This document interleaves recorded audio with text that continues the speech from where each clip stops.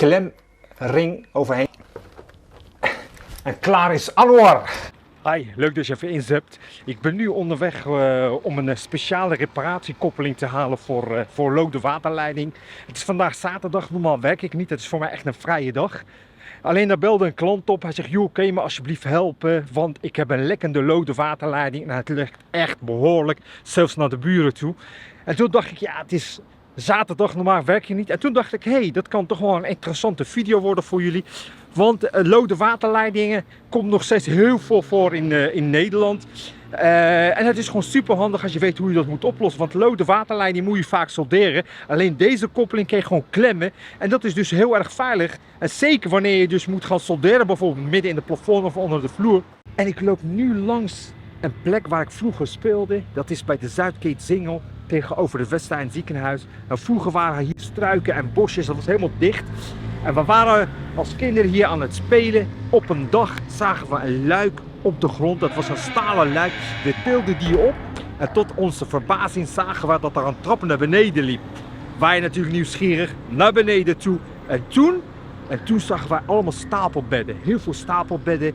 En aan het einde van de gang was er zo'n gekke ventilator. En als je daar aan draaide, kreeg je verse lucht naar binnen. Dit is waarschijnlijk gewoon een plaats waar tijdens de Eerste Wereldoorlog of Tweede Wereldoorlog waar mensen zich verstopten. En dat was onze stekkie voor heel lang. We waren daar altijd aan het spelen. Totdat de gemeente doorhad dat wij hier aan het spelen waren. En toen was het feestje voorbij.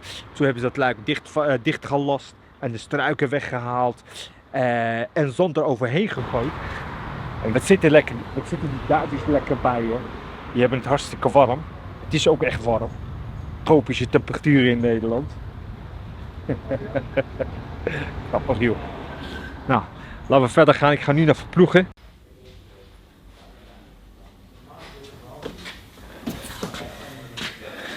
Verploegen is echt een van de beste loodgieterzaken in Den Haag, Amsterdam, Zoetermeer. Je hebt hem niet gevonden?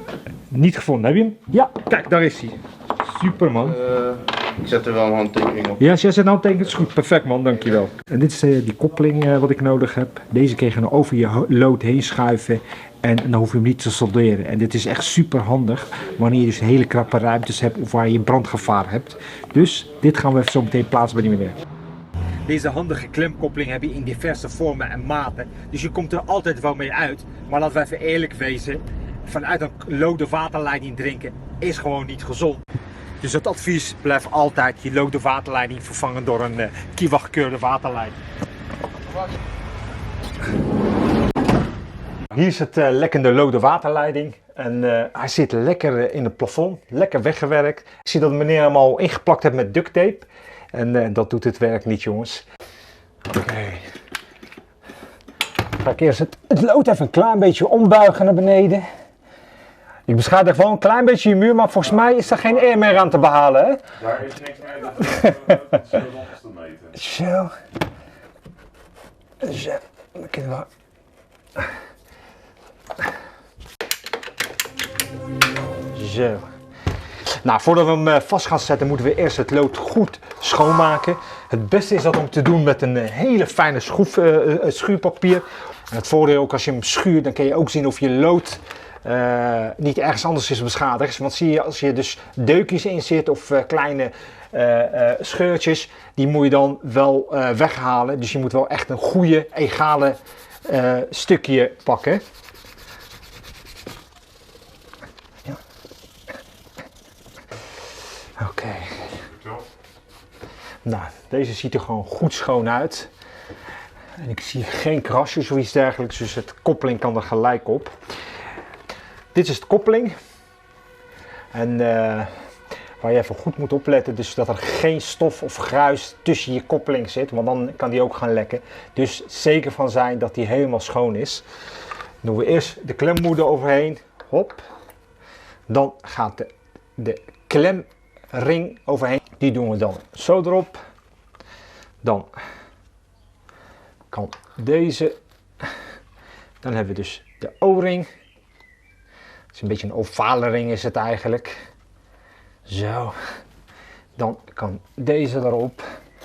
En eigenlijk is die zo al waterdicht. Hè? En deze zorgt ervoor dat de koppeling niet eruit geschoten wordt. Maar in principe is hij zo al waterdicht. Dus gewoon aandraaien en je kan hem gewoon met je hand aandraaien. Dit is eigenlijk al voldoende, want hoe meer druk erop zit, hoe vaster die komt.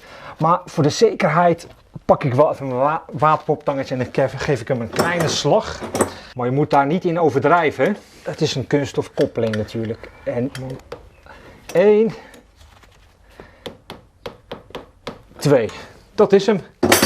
Deze dopje hoort er niet bij. Dit is een fiberringetje. Die gaat hierin. Hopla. En deze draaien we hierop. En deze dop is een vlakke dop. Dus geen konische dop nemen, maar een vlakke dop. Want die draait dan tot het eind. Hop. En klaar is Anwar. Water kan erop. Het enige wat we nu hoeven te doen is de leiding terug te zetten. Zo, nou die zit erop. Maar het advies is natuurlijk de hele waterleiding vervangen. Want vanuit een waterleiding, een lode waterleiding drinken is gewoon niet gezond. Deze klus is afgerond. Vind je deze video leuk? Geef een dikke duim omhoog. En ben je nog geen abonnee? Abonneer op mijn kanaal, dan blijf je op de hoogte. Voor nu, bedankt voor het kijken. En tot de volgende keer. Bye!